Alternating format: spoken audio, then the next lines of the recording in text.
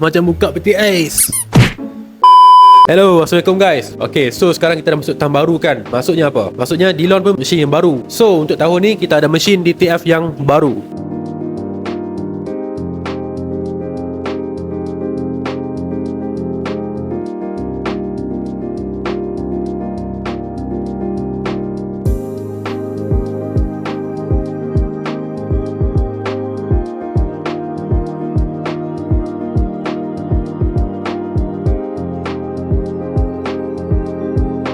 Okay guys, jom kita tengok demo mesin DTF yang terbaru ni.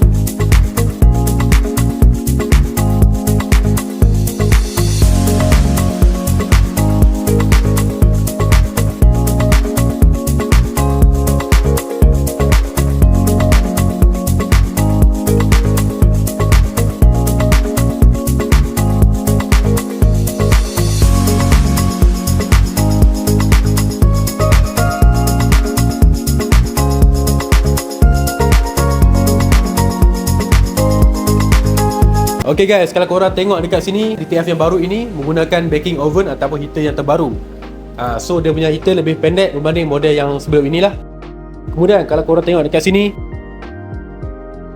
dia punya heater lebih pendek dan juga tidak menggunakan sistem conveyor. Maksudnya kalau tak menggunakan sistem conveyor, korang akan dapat menjimatkan cost maintenance dan juga dapat menjimatkan elektrik. Dan yang paling penting, dapat menjimatkan ruang di office anda. So kalau ruang office anda itu kecil, mesin ini sesuai untuk anda.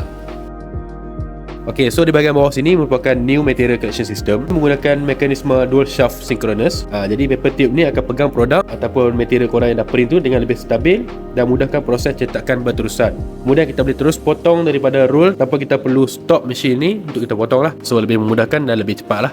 Okay, untuk model mesin yang baru ini, heater dia ataupun oven ini menggunakan auto cycle powder system yang sama seperti previous model. Dan juga di sini korang boleh masukkan external air purifier untuk buang waste ataupun asap yang keluar daripada mesin DTF ini semasa korang printing. Ok guys, so mesin DTF yang baru ini luasan printing area 60 cm. Dan juga mesin ini menggunakan full length press roller.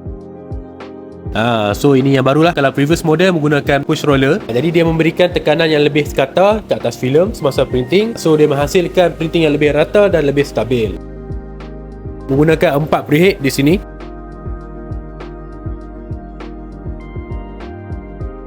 Okey, kemudian di sini merupakan ink cartridge untuk mesin DTF yang baru ini. Mesin ini menggunakan color mode CMYK dan juga satu cartridge untuk glue.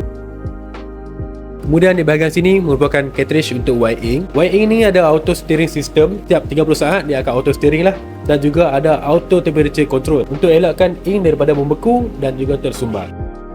Okey, kemudian di bahagian belakang sini merupakan material feeder. So korang boleh masukkan material ataupun filem yang sepanjang 100 meter di bahagian material feeder ini.